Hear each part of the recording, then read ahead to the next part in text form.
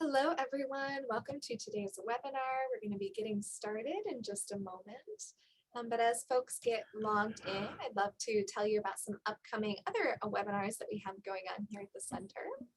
On Wednesday, September 1st, we'll be joined by Rebecca Vortman, DNP, RN, CNOR, and Janet Thorlton, PhD, MS, RN, and CNE, for a webinar on supporting surgical smoke evacuation legislation through a policy analysis. On Wednesday, September 15th, we've partnered with Andrew Merriweather, PhD, and Rocky Mountain Center for Occupational and Environmental Health at the University of Utah for a free webinar on preventing slips, trips, and falls, current research and trends. And on Tuesday, September 7th, Dr. Rachel Sklar will be joining us for a presentation on promoting sanitation, worker health, and safety through social enterprise. You can learn more about these upcoming webinars at coeh@berkeley.edu/about-CE. And on behalf of the Education and Research Centers throughout the country, we're pleased to present the Industrial Hygiene webinar series, offering free webinars the second Tuesday of each month. This collaborative effort is on behalf of each ERC's continuing education program and aspires to provide access to current research supported through our NIOSH ERC programs. Thank you so much for joining us today. Today's webinar, Permeation through Disposable Nitrile Gloves, Cleaning Solvents, and Gunshot Residue, is brought to you by the Southern California NIOSH Education and Research Center and Travis Cribbs. A few housekeeping items first. You're going to be muted during the presentation. If you would like to ask a question, please enter it into the online Q&A box. We'll save time to address as many questions as possible towards the end of the presentation. This presentation is also being recorded and will be made available on the Center for Occupational and Environmental Health YouTube page. All participants who log in today with their registration email for the full live presentation will get an email tomorrow with a link to the evaluation form that will qualify you for a certificate of completion with one continuing education contact hour. Once the evaluation form is completed, you'll be able to access and print your certificate. And at this time, and without further ado, it is my pleasure to welcome our presenter for today. Travis Cribbs is a doctoral student at the UCLA Fielding School of Public Health and Environmental Health Sciences, Department of Industrial Hygiene. His research interests include the permeation of gunshot residues and gun cleaning solvents through protective clothing material, exposure assessments and mitigation of lead and other gunshot residues in shooters, both occupationally and recreationally, the development of novel permeation testing methods that better reflect permeation expected in real-world scenarios, and public perceptions of firearm legislation. He enjoys hiking and camping with his family in national and state parks throughout the United States. Thank you so much for joining us today. Thank you very much. I'm really happy to be here to talk to everyone today about a few topics that I find to be extremely important and that I also find to be relatively under-researched in the field of industrial hygiene and public health as a whole. So just like the title says, I'll be talking today about chemical permeation through gloves and a project that I've been working on at UCLA in our industrial hygiene program regarding the permeation of gun cleaning solvents and gunshot residues through disposable nitrile gloves. So just as a brief outline, the first half or so of the presentation will go over some of the most common types of personal protective equipment used inside and outside the workplace, which is gloves. Primarily, I'll be talking about gloves in relation to their resistance to the permeation of chemicals. So first we'll cover what the permeation is as we define it, what permeation is and is not, and we'll cover some different glove types, some of the most common materials used for gloves. After that, we'll talk some about the standards used to measure permeation of chemicals through the materials, how these tests are performed, and some of their downsides to those current testing methods. To contrast that, we'll also briefly cover some of the research we also do at UCLA regarding new and novel methods to test permeation as well.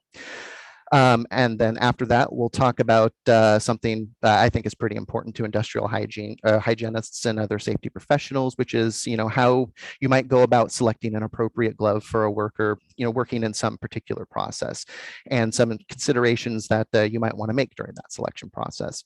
Finally, I'll be going through the research that I and my advisor, Dr. Shanku, have been conducting regarding, like I said, the permeation of gun cleaning solvents and gunshot residues. So let's get to it. First and foremost, it's probably good to start basically with what is permeation. The definition that we're going to use is that permeation is the chemical transfer through materials at the molecular level. It's a discrete three-step process that doesn't include penetration, which we'll cover in the next slide. Those three stages being: one, you have some chemical that absorbs onto the material, whatever the glove or other protective material is. The second step is that chemical diffuses through the materials. And the third step is that chemical then desorbs onto the other side of the material. In a glove, this would be then onto your hand of whoever's wearing the glove. Now, this is opposed specifically to penetration, which we define as the movement of chemicals through physical openings. So this would be, pores, seams, breaks, other imperfections in a glove material or other protective material itself, which does have some implications that we'll get into about different chemicals and their compatibility with gloves. As for glove types, as you probably know, gloves or other protective materials come in many different shapes, sizes, and most importantly, materials. Some of the main overarching categories of materials that you might find for gloves would be rubber materials, plastic materials, leathers, textiles like cotton and such, and then combinations of materials that maybe have multiple categories of these materials or possibly different materials within the same category. As an example, I happen to have a lot of butchers in my family, and a common type of glove that they wear in a butcher shop is a glove with a cotton inner liner and an outer layer of food-grade stainless steel to protect against mechanical injuries like cuts. Now, that's a little outside of chemical permeation, which is what we're talking about today, but it's just a good example.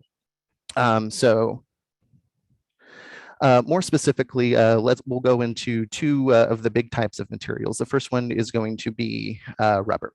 The first thing you're going to notice on this slide is on the right, you'll see some stick structures, or at least my best attempt at making coherent stick structures in PowerPoint of the different monomers of these materials. So if you have a good recollection of organic chemistry, it'll probably make a whole lot of sense and probably give you an idea about some of the properties of the materials. But if you're like me and you get cold sweats when you think back in the days of taking organic chemistry, don't worry about it. We'll get through it. So the first of the rubber materials that I think is best to start with is going to be natural rubber. As you can see on the side of the slide, natural rubber is usually found to have some relatively good resistances to things like waters, alcohols, ketones, and that kind of makes a lot of sense. From the monomer structure here, we can see that it's composed basically of carbon-carbon single and double bonds and carbon-hydrogen single bonds. This material doesn't mix well with polar molecules like water. Conversely, it has poor resistance to more polar molecules like organic solvents and other hydrocarbons. I'm sorry, the non-polar substances. The next material that we'll look at is nitrile rubber, which is one of the more common glove materials that you'll find. And you might notice some immediate differences. Instead of having poor resistance to most hydrocarbons, it instead has a good resistance to oils, fuels, some organic solvents. It still has poor resistance to some organic solvents, and even though I didn't mention it for space in this slide, nitrile rubber does tend to have poor resistance to more polar molecules like alcohol. You might notice in the stick diagram one big difference between natural and nitrile rubber, which is going to be the triple bond between a nitrogen and a carbon, which is the nitrile group. It's where the nitrile rubber gets its name. I've also heard it referred to as a cyano group, more so in industry, but cyano is usually reserved for inorganic molecules, but you may come across that wording in literature. The nitrile group is rather polar, which may help explain why nitrile rubber is less resistant to some of those polar substances. And just as a specific example, natural rubber might be a good glove to protect a worker or someone from exposure to something like N-propyl alcohol, but nitrile rubber would not be sufficient at all. Another benefit of nitrile rubber is that it does tend to be cheap. Nitrile gloves are pretty common, pretty cheap to procure. And it's actually one of nitrile rubber was the cause of one of my first exposures to permeation and really fermented my interest in it when I was an undergrad in an OChem lab. I had spilled some chemical that I was working on the nitrile gloves that I was wearing. I don't remember what exactly the chemical was. It was probably a ketone or something, but my immediate reaction was, oh, okay, I'm fine. I'm wearing gloves. They were provided by the school. We're just fine. But the lab instructor who saw all of this occur ran over and said, no, you need to take off those gloves. You need to wash your hands really well. To which I asked, well, why? I'm wearing gloves. To which the instructor said, no, the gloves that you're wearing don't protect against this chemical at all. It goes right through it. So then I asked the important question of why are we being provided gloves that don't actually protect you? What if this instructor didn't know that? I would have had this chemical on my hands. And if I didn't practice proper hygiene and wash my hands after the lab, that would cause a pretty good exposure. Ultimately, the instructor laughed it off and said, oh, I wonder why. I'm pretty sure it's because the gloves were cheap. The final rubber glove type that I'll talk about is fluorocarbon rubber, or Viton, as its trade name. This material is resistant to not all, but many different types of chemicals. It does have the downside of being a relatively fragile material compared to the other rubbers. So going back to when we talked a little bit about penetration, if the glove material isn't rugged enough to protect against breaks and things like that, then you risk losing the integrity of the glove at all, and chemicals will go right through. If you do look at the structure of Viton, it is similar like the other two. You might be able to figure out a little bit of, why it's such a protective material. One thing you'll notice is that a lot of the bonds are carbon fluorine bonds, which is one of the strongest single covalent bonds behind a few other types, which makes these bonds in this material very stable, very unreactive. It doesn't like to mix or play with many other chemicals. So the other major category of glove materials I'll talk about is plastic polymers, just briefly. Two examples of them. The first would be polyethylene, which is a really common material. It's fairly good against inorganic acids and bases, but it's less resistant to organic solvents. And then you also have polyvinyl chloride, similar to polyethylene, but one of those carbon-hydrogen bonds is now replaced with a carbon-chlorine bond.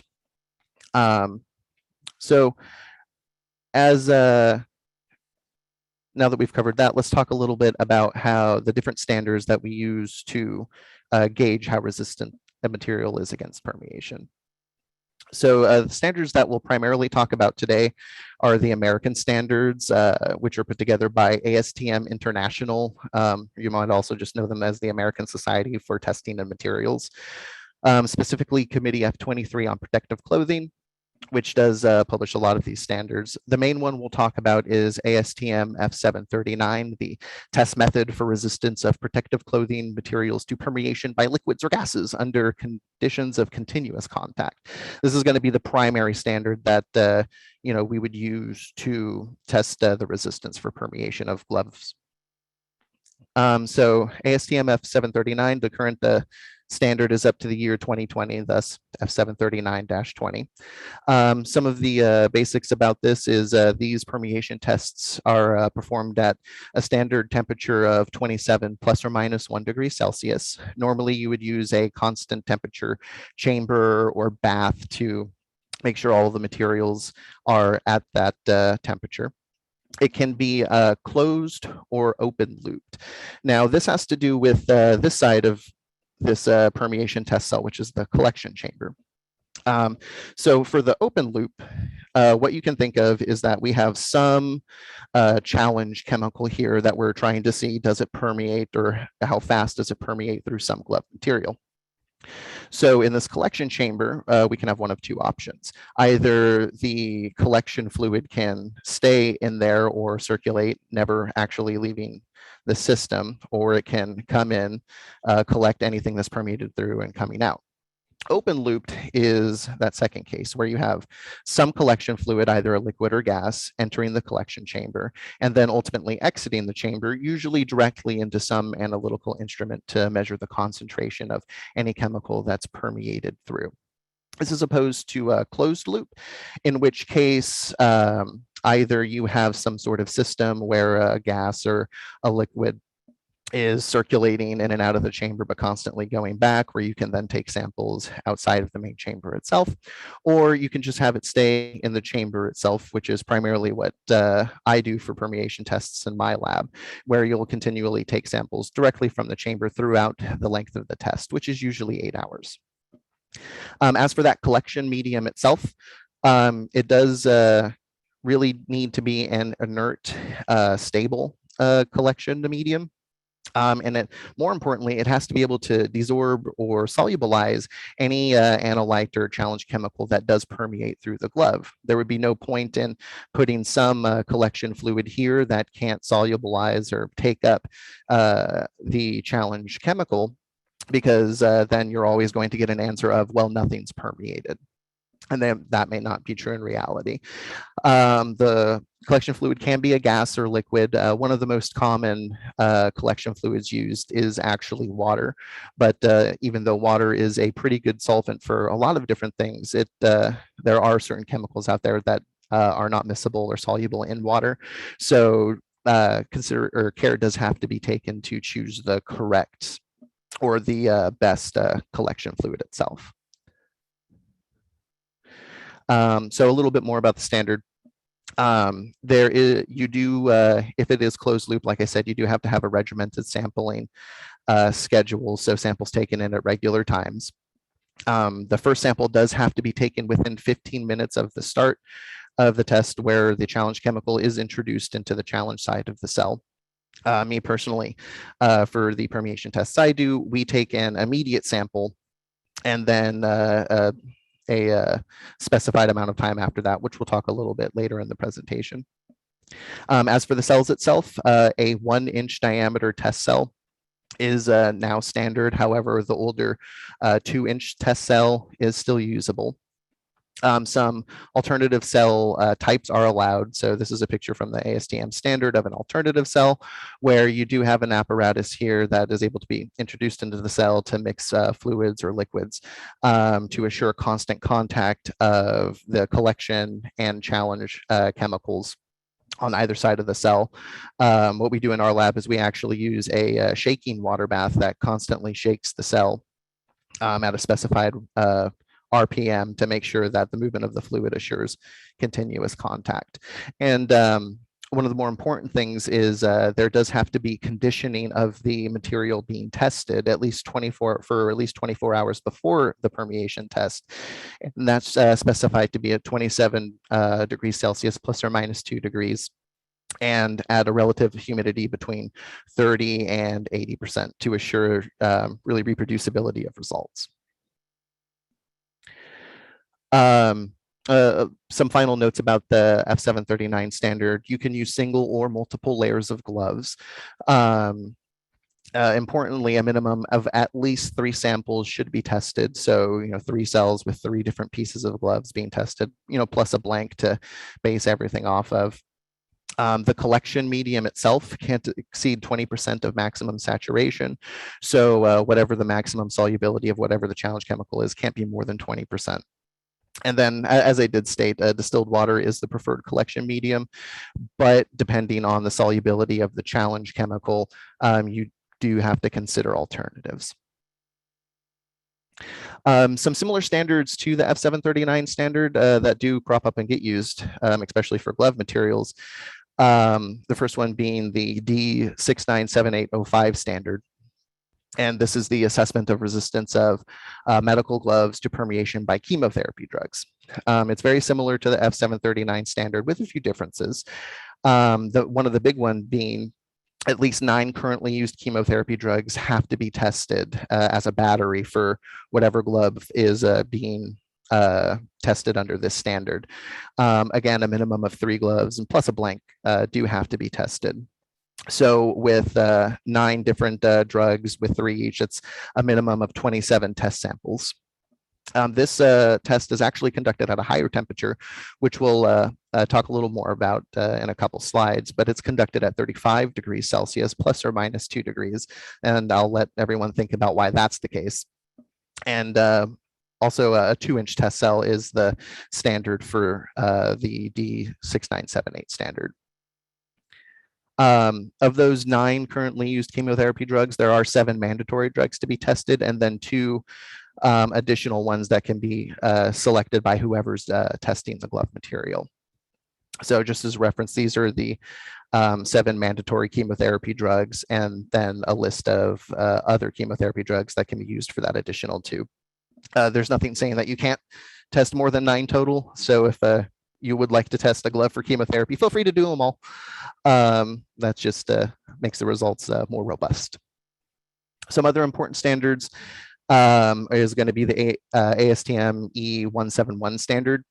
So this is a standard practice for conditioning and testing flexible barrier packaging. So this is where we get how gloves should be conditioned before the permeation test. So 27 degrees plus or minus 2 degrees Celsius for temperature. This standard says 50 plus or minus 5 degrees relative humidity, at least 24 hours.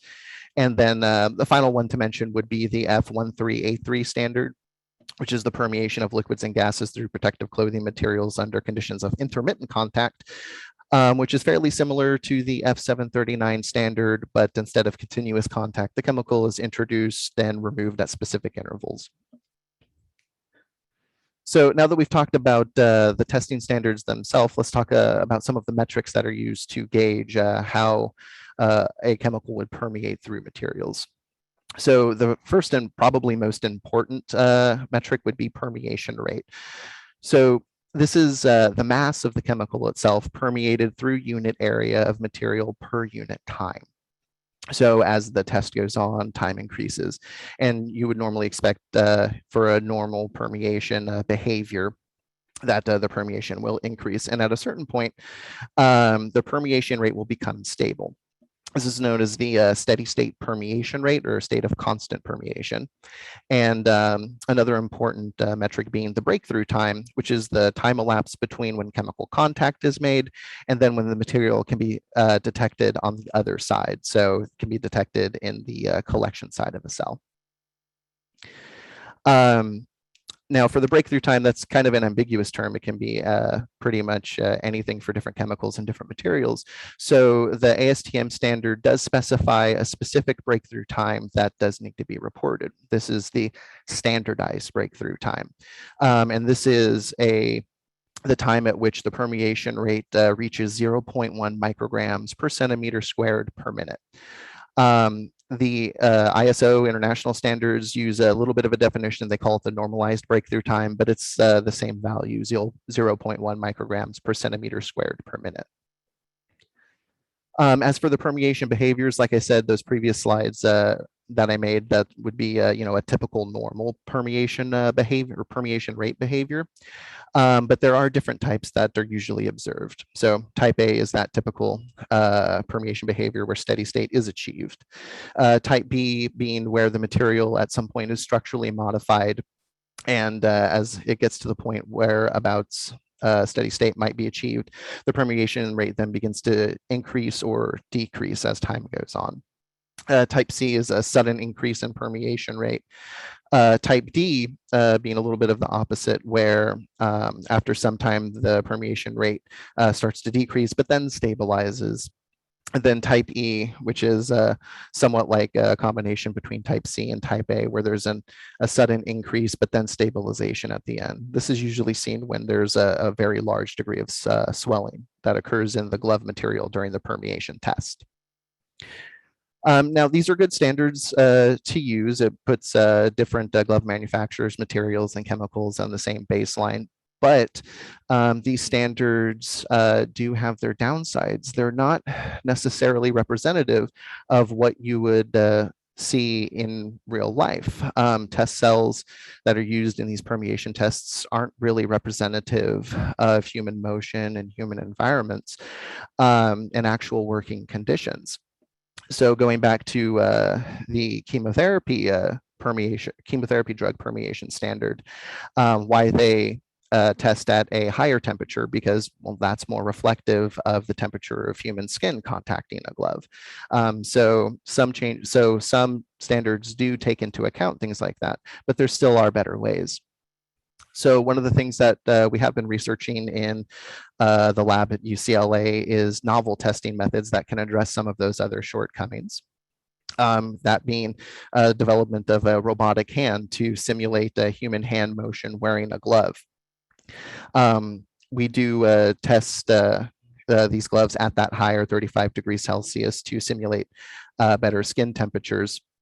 And this modified or novel testing method should better reflect what a worker might experience in the field as to permeation rates, given that the human motion does affect the permeation rate of chemicals through glove materials. This picture does show an older type of robotic hand that's been tested in the lab. Currently, I'm working on developing a more complicated robotic hand that can simulate more motions, whereas this glove does simulate only a clenching motion. So with that, I think we can move on to probably one of the most important questions is how do I choose a proper glove for some particular work process? So I think a good way to do that is to use what I've been doing in the lab as an example, which would be choosing a proper glove for gun cleaning solvents. So I'm not going to mention any brands of gloves or the gun cleaning solvent that we use, but let's just say a hypothetical situation. I've been asked to, recommend a glove for someone who's working with these gun cleaning solvents. What do I do? The first thing I'm going to do is I'm going to pull up the safety data sheet for the chemical that we'll be using. So this gun cleaning solvent. So hopefully that safety data sheet will give a good idea about what type of PPE we should use when handling this chemical. So for the gun cleaning solvent that we chose, here's a little excerpt from that safety data sheet. We got the, eye and face, hand protection, perfect. So what does it say? Chemical resistant impervious glove types complying with an approved standard should be worn. Okay, that's a little less helpful. The SDS really doesn't give us an exact glove type that they would recommend to be used. Well, we're professionals. We can take another step and maybe make a better determination ourselves. Staying within just the SDS of this gun cleaning solvent, the next thing I might want to look at is what chemicals are present in this gun cleaning solvent. It is a mixture, so there is more than one chemical, but maybe it's not too many. Maybe we can get just a few and then base our determination off of that. Well, so that's not good. This is the first page of the different chemicals. There's quite a few things with quite large ranges. We do have kerosene, petroleum, which in itself is a complex mixture, which isn't a good start, but this is generally a non-polar. But curiously, the next highest concentration chemical in this mixture is ethanol, a fairly polar alcohol, and then to propanol. So what are some of the other chemicals? Well, we have more, and we have more. So there are quite a few reported chemicals in this SDS that now we're going to have to look at. There also could be other chemicals that aren't present that might be, trade secret or, of so little volume that they're not reported. And then we keep looking at the SDS, and at the very end, we find this. However, no warranty, guarantee, or representation is made to its accuracy, reliability, or completeness. So that doesn't instill a lot of confidence in me. So how do we take the next step then? Well, let's say nitrile gloves. Nitrile gloves are pretty common. Everyone uses them. They gave them to me in my OChem lab. Maybe those might be a good start, but how can I find out what those nitrile gloves, really might be good to resist the permeation of? Most reputable glove manufacturers do have available what are called chemical resistance guides. They may go under different names, but they are essentially a list of different chemicals that are tested against their glove material for permeation. So this is the glove resistance guides, or at least a portion of it for the gloves that we used for our research, which we'll talk about a little bit later. Immediately, you'll notice the nice little traffic pattern sign, red, yellow, green. So, bad, okay, good.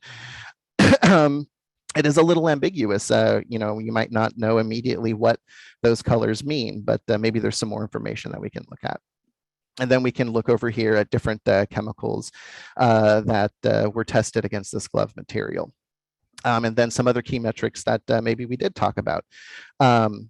They state that they tested permeation time. Now, that's not necessarily a good start because a lot of the common verbiage that we talked about in the standard, permeation time specifically isn't one of them. So the question then becomes, well, what do they mean by permeation time? Are they talking about breakthrough time? Are they talking about standardized breakthrough time? We really don't know.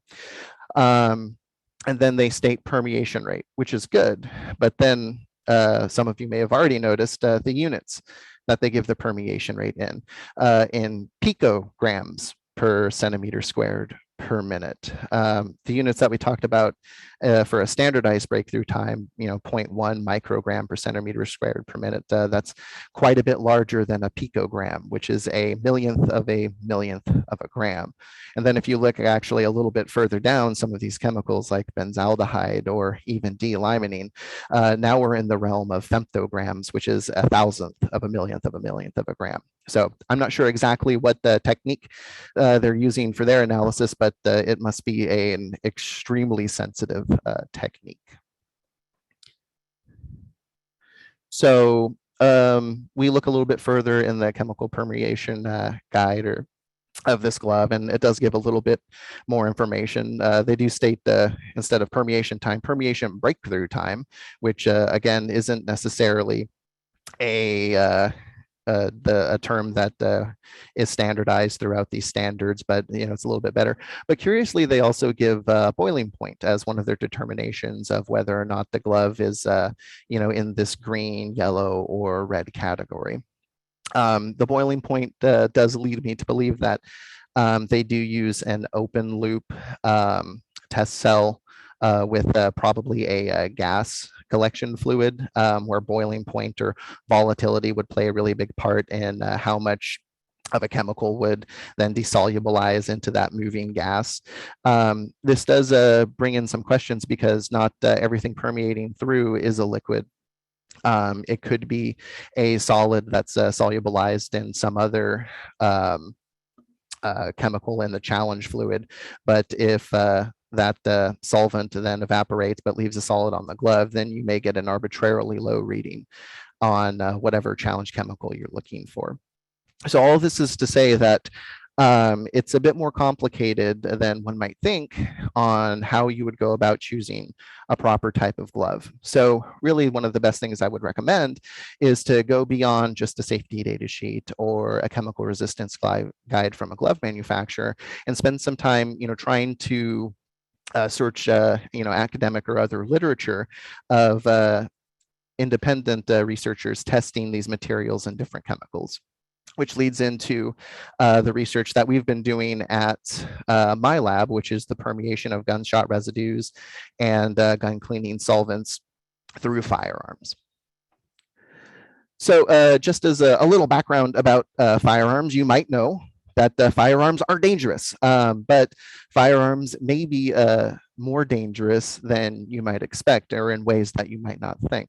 One of the best quotes I've read in regards to this is a quote from a short paper by Ozanoff in 1994 in The Lancet, that firearms are dangerous at both ends of the barrel. And what he's really talking about is that for the shooter themselves, there's a significant risk of exposure, not only to lead, which you might expect, and is one of the more heavily researched area in terms of exposure to shooters, but other inorganic and organic chemicals, things and different metals in the bullet, like antimony, which you would find with lead or copper or zinc or things like that. And then the organic chemicals that you might find in other parts of the firearm, maybe things left over from gun cleaning solvents, or the different organic chemicals used in the propellant in the bullet itself. So like I said, most research has focused primarily on lead fumes, which you probably know is just aerosolized metallic lead that usually ends up being an inhalation exposure, but it could land on your skin and then be moved to an oral exposure. Most of the research that has taken place does use blood lead levels as an exposure marker in that way. But what makes me a bit more curious about it is what about gunshot residues? So if you don't know what gunshot residue is or why that's kind of important, or if you've never used a firearm, one of the most important aspects about using firearms is that to assure proper operation and function of firearms and to reduce malfunctions is that the firearms must be cleaned. Oftentimes, a commercial gun cleaning solvent is used to aid in that cleaning process. Much like the SDS for the gun cleaning solvent that we looked at, these are generally very complex chemicals with both polar and non-polar components. And so then my question then is, do disposable nitrile gloves protect the person cleaning from the different chemicals in the gun cleaning solvent itself and parts of the gunshot residues, especially the organics? And then I saw someone in the Q&A did talk about whether or not elemental lead does permeate or penetrate through the gloves. So that's another topic that we would like to look into, which we'll talk about in just a little bit. So again, we selected disposable nitrile gloves, being that they're one of the most common gloves used in terms of people cleaning firearms. At least in my experience, it's the most common glove used if people use gloves at all. At least from what I've seen, most people tend not to wear gloves. Admittedly, I didn't use them in the past, but now I definitely do the more I've furthered my education in industrial hygiene. As we talked a little bit about nitrile, it is not recommended for things like ethanol or other alcohols, but things like kerosene and heptane or a lot of these less polar hydrocarbons, it is recommended. So how then would we square that circle? Is the glove good? Does it stop the permeation of just those non-polar components, and might ethanol go through, or does nothing go through even though ethanol is known to permeate through the nitrile gloves, or does everything permeate through? That's really what we're looking for in this research. So in terms of the glove selection, we did, like I said, we used disposable nitrile gloves, the thickest available of the brand that we chose. So as per the F739 standard, 45 millimeter diameter swatches were cut from the palm. They were conditioned for 24 hours at 55% relative humidity, 27 degrees Celsius plus or minus 2 degrees. The materials were tested for imperfections, pinholes, things like that through a microscope that might lead to permeation and really invalidating the results that we're looking for, as well as a water leak test where you fill a glove with water and see if anything leaks through. They're also assembled prior in the cell filled with water to see if the cells do maintain integrity and not leak, after which the glove material was reconditioned for an additional 24 hours. Like I said, we do use the F739 standard, but we do modify it a little bit. We use that higher temperature that we talked about to better reflect human skin temperature on gloves.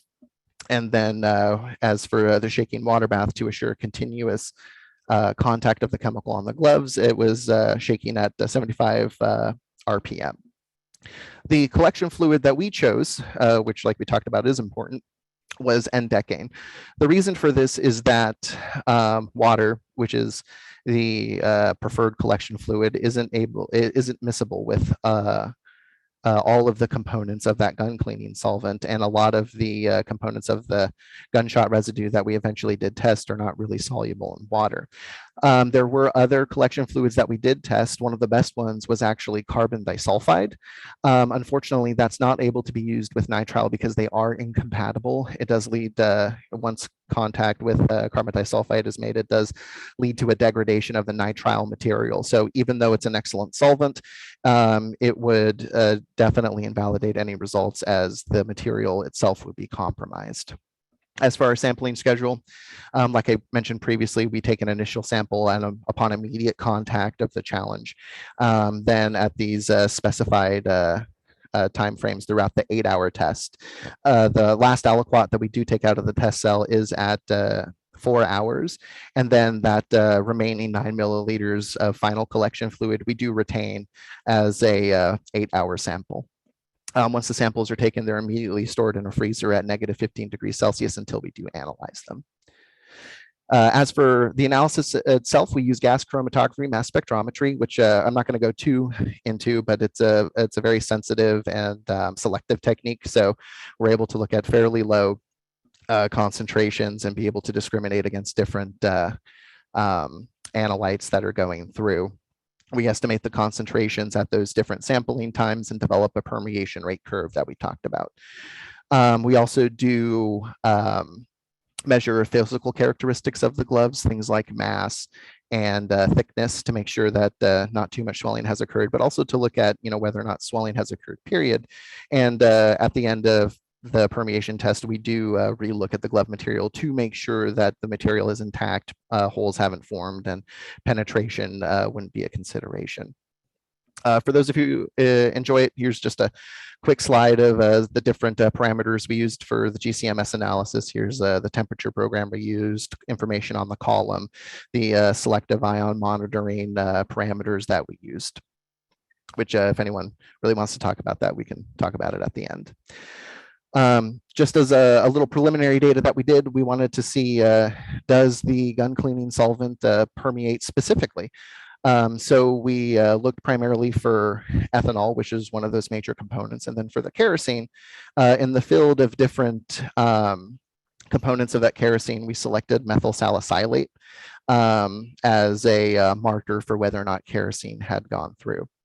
Now, if you were to look at the permeation or the chemical resistance guide for these nitrile gloves, it would say that the kerosene really doesn't permeate through at all. But with the ethanol, as we expected, permeating quite readily through the material, we also saw that methyl salicylate and those other kerosene components also readily permeated through.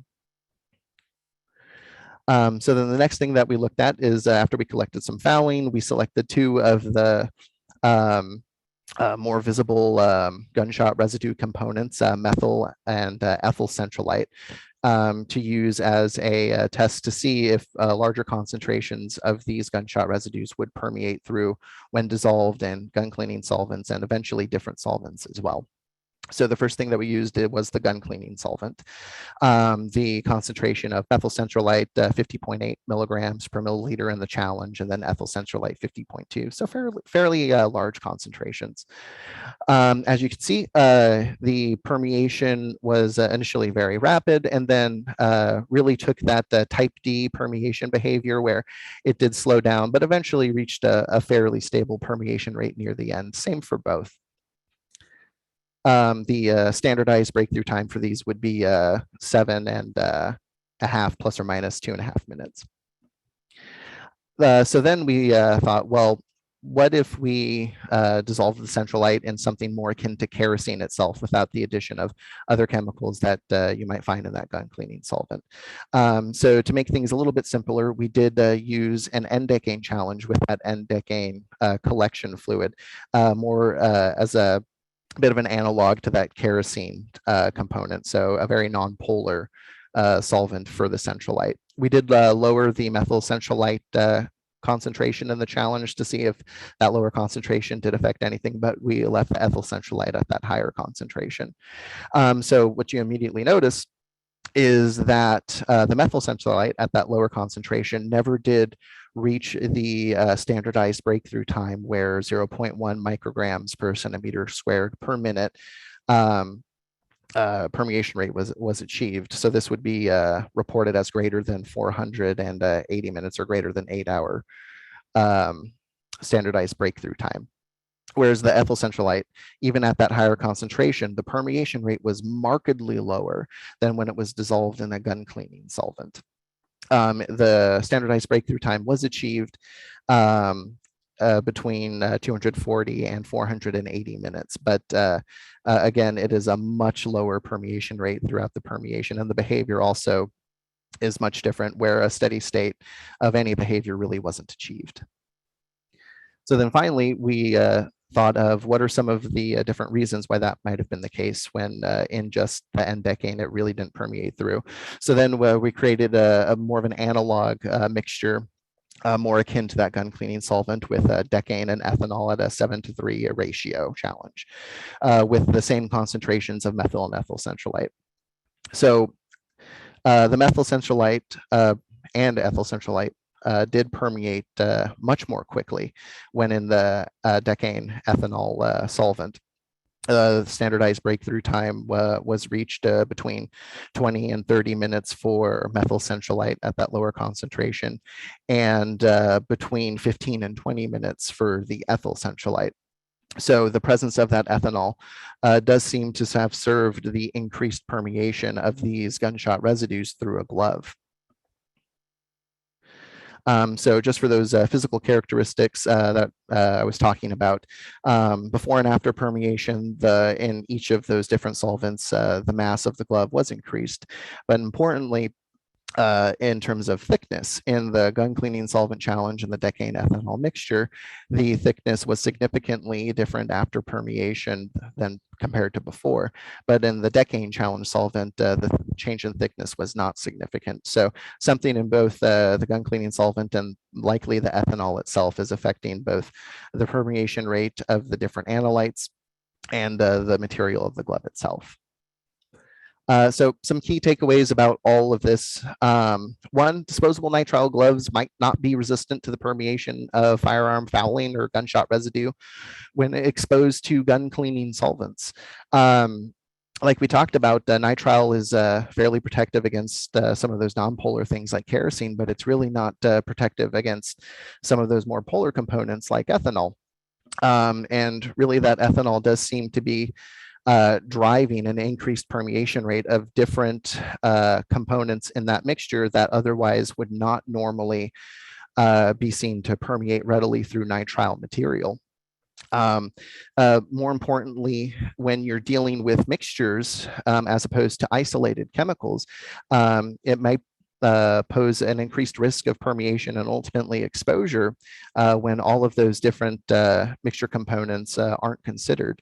So, careful consideration really is needed when selecting a glove type, especially with, commercial or technical grade mixtures, where there are lots of different components and probably a lot of impurities that might be considered as well. Ultimately, much more research is needed in this topic, I think. So going back to what someone mentioned about lead, we are currently working on finalizing the analysis for whether or not lead and other metals permeate through when dissolved in gun cleaning solvents. So look forward to us publishing or even presenting information about that. And with that, I'd like to give some special thanks to my advisor, Dr. Shane Cuhey, for putting up with me and really teaching me everything that I know. And then I'd also like to provide more thanks to Dr. Shane Cuhey and the Centers of Disease Control and Prevention through the Southern California NIOSH Education and Research Center Pilot Project Research Training Program, who helped fund this research. And I'd also like to thank every single one of you here who's listened to me ramble about a topic that I find very interesting and important, and I hope you find it interesting and important as well. And I hope ultimately you've learned a thing or two. So here's some references. And with that, I'm free to take any questions. Excellent. Thank you so much for your presentation. At this time, if you have any questions, please do feel free to enter them into the online Q&A box. We prefer the Q&A box over the chat, as that just helps us keep better track of what questions have been answered already. So if you have entered a question in the chat that has not yet been answered, if you wanted to pop that in the Q&A, that would help us a lot on the moderating side. So thank you. Our first question: would you consider testing glove material at a lower humidity if storage and use is in the American Southwest, where humidity is often consistently low? See, that's a really good point. The idea behind conditioning the gloves really is to make sure that when you're comparing, one study to another, you're trying to reassure reproducibility of the results. So if, one company tests at, any humidity they want, another company tests at any humidity that they want, being a different one, yes, it could change those results. As I stated, there's some issues with the ASTM standards where they don't really reflect whether or not those results are reflective of what you would expect in the field. So a lot of that research is what we're really trying to address. Now, the ASTM standard, again, does have a pretty wide range of different humidities that you can condition the gloves at. So if you're interested in doing research on glove permeation, I think that would be a very excellent topic to look into, whether or not, that conditioning at higher or lower humidities does have an effect. I'm not sure if someone's done that research yet. I haven't done a literature search on that, but I think that's a very interesting topic and an excellent question. Thank you. Wonderful. Thank you so much. I also want to make sure to point out there are a lot of people in the chat saying thank you for an excellent presentation. So thank you. Oh, thank you. Thank you. You're welcome. Another question, can you provide some perspective as to what these permeation rates might mean in terms of quantifying worker exposure? If you're talking about the permeation rates that you might find in like a chemical resistance guide, I think the best way to think about that is, generally you might consider, a glove generally more resistant to the permeation of this chemical or less resistant to the permeation of that chemical. A lot of the, what I'm really trying to address in the research that we do, again, are these, reported values really reflective of reality? How can we make methods that better reflect that? And I think that hopefully that answers your question. Thank you. Another question, do different batches of gloves have different permeation values, or have they been found to be rather consistent across batches? So it really depends on the glove. I would imagine that it should be fairly consistent glove to glove. That's why we do go through a bit of a laborious process to make sure that the glove materials are intact, that we do condition them the same way. I didn't really mention it, but if I do go back to my slide, I'd have to reshare my screen. I apologize. This might give a little bit of a better answer to your question. One thing you'll note is we have some standard, actually they didn't come out very well, so I apologize for that, but some standard deviations of the different permeation rates going through. So this is the same batch of glove, through that process of looking into, making sure that they are pretty consistent in their integrity and conditioning and things like that. And there are still some fairly wide standard deviations. In these, it didn't really exceed a 30% relative standard deviation. So, it's not that large of a standard deviation, but yes, deviations do occur even within the same gloves in the same batch. Thank you. And while you have your slides up, we had another request to show your references again. Go for it.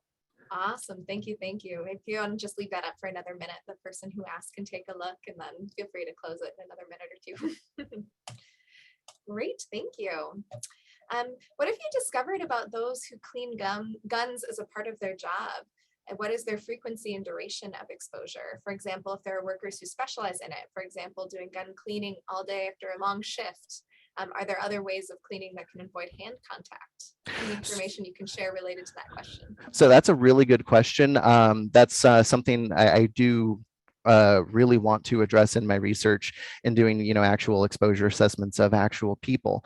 More anecdotally, I've been present at, different like clinical case conferences and things like that, where things like certain professions like gunsmiths, if they don't, wear gloves or, use proper hygiene practices, they do end up with really elevated levels of things like lead. As for different methods, I have heard that there are different methods of using that, specifically what's been described to me as essentially a washing machine, where you take the firearm itself, you put it in essentially a giant barrel, and it washes it in a solvent, and then they're taken out from there.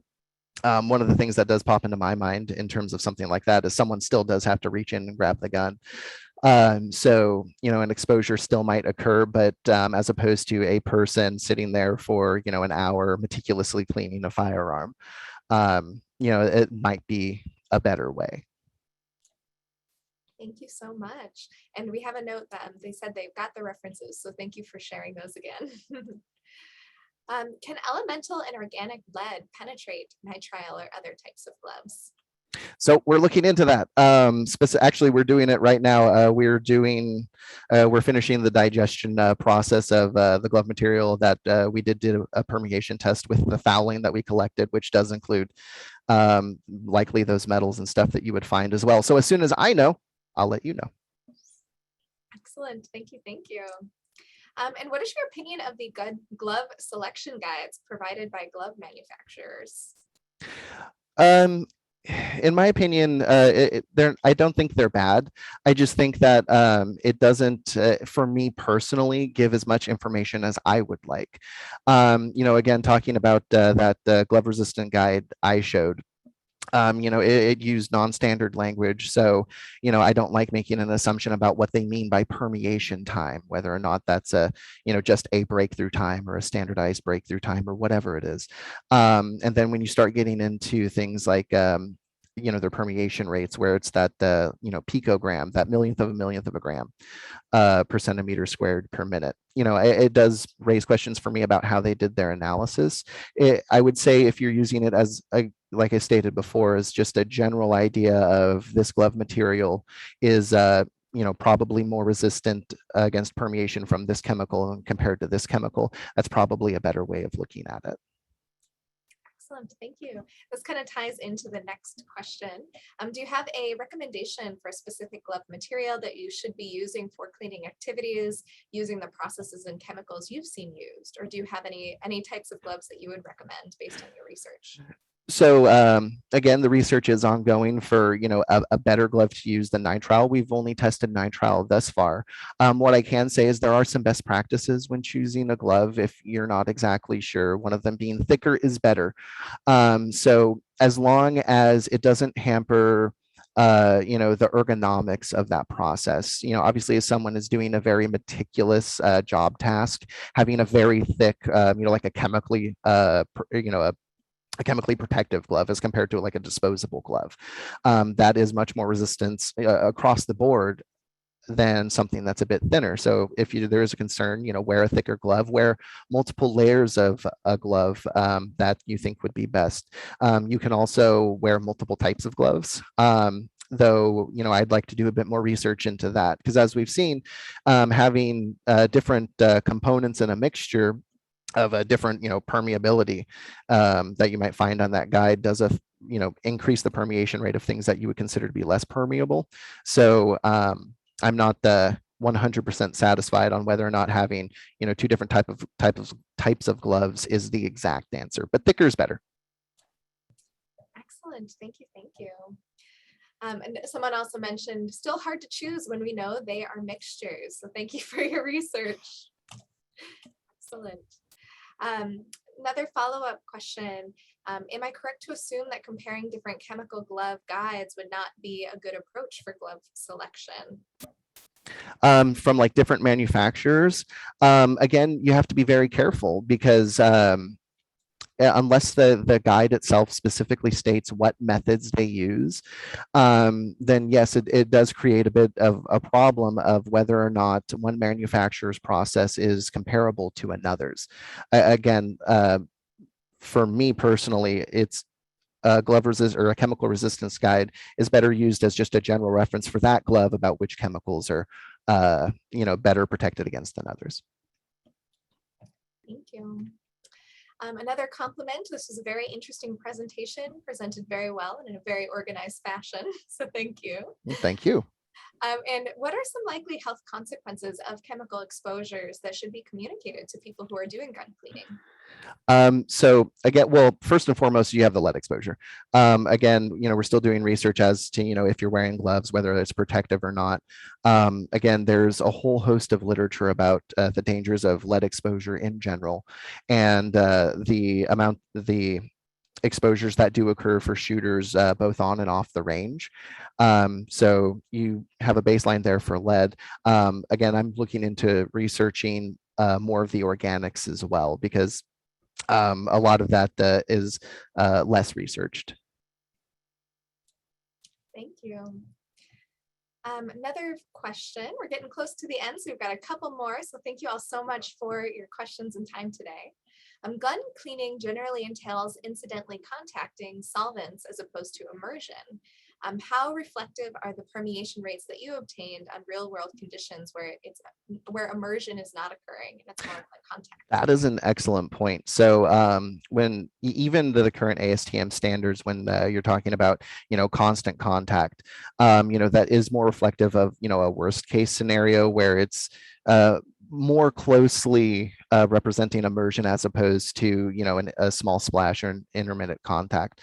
It does really depend on the chemical in the glove. There's a famous case of, and I apologize, I can't remember her name, but she was a researcher who was wearing a glove that didn't protect against methyl mercury, or I can't remember the exact chemical, but she ended up getting a fatal exposure to mercury because the glove, even with a small spattering, and the toxicity of that chemical itself was, as small as it was more than enough to lead to a fatal exposure. So, it really does depend on the glove type and the chemical. So hopefully that answered your question. Excellent. Thank you. Thank you. And we have a comment. Someone said Karen Wetterton at Dartmouth. Yes, thank you. Mercury. So thank you to our chatter there. And our last question for today, how do you clean gun residue off of your hands? Like personally, or, how I've seen other people do it? If they're still there, if they want to follow up. You want to answer